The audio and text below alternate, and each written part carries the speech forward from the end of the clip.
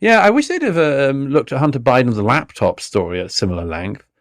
Uh, um, I mean, corruption in the first family would strike me as being a much more interesting subject than who runs libs of TikTok. But then, you know, Washington Post has its own priorities. But Taylor Lorenz is someone who broke down crying on MSNBC not long ago, talking about online harassment.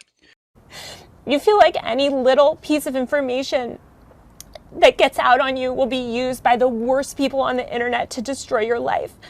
And it's so isolating. And terrifying. It's horrifying. I'm so sorry. You're fine, it's overwhelming.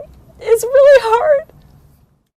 Yeah, well, all these people are bullies who, whenever they've finished bullying people, pretend to be a victim. Whenever they get caught out, they cry. The Kathy Newman phenomenon, you know. Bully somebody, and then when you're caught out behaving badly, present yourself as the victim. And this is, you got in trouble for refusing to call trans men and women by their preferred personal pronouns. No, that's not actually true. I got in trouble because I said I would not follow the compelled speech dictates of the federal and provincial government. I actually never got in trouble for not calling anyone anything. Right. That didn't happen. You wouldn't follow the change of law, which was designed not to once outlaw it was law. discrimination. No. Well, that's what they said it was designed to do. Okay, you cited freedom of speech in that. Why should your right to freedom of speech trump a trans person's right not to be offended? Because in order to be able to think, you have to risk being offensive. I mean, look at the conversation we're having right now. You know, like you're certainly willing to risk offending me in the pursuit of truth.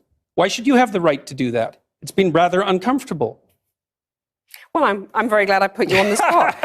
Well, I'm very glad that I have exercised my freedom of speech. You get my point. It's like you're doing what you should do, which is digging a bit to see what the hell's going on. So and that is what you should do. But you're exercising your freedom of speech to certainly risk offending me. And that's fine. I think more power to you as far as I'm concerned. So you haven't sat there and I'm just trying to work that out. I mean, Gotcha. You have got me. I'm trying to work that through in my head. Yeah. It took a while. It did, yeah. It took a while. Nice turnaround there. Very, very common. So I think it was Julie Burchill who coined the term cry bullies for these people. Cry bullies is a great term for our era. What do you mean by that? Cry bullies are people who go around bullying everyone, and then when they're caught or in any way criticized, cry. Just immediately turn themselves into the victim. Everyone knows this from children. I mean, there's a certain type of child who does that, and they should be slapped, or in a country you're allowed to slap a child, or otherwise, disciplined to not behave like that. These are sort of grown-up Eric Cartmans, and maybe not even grown up.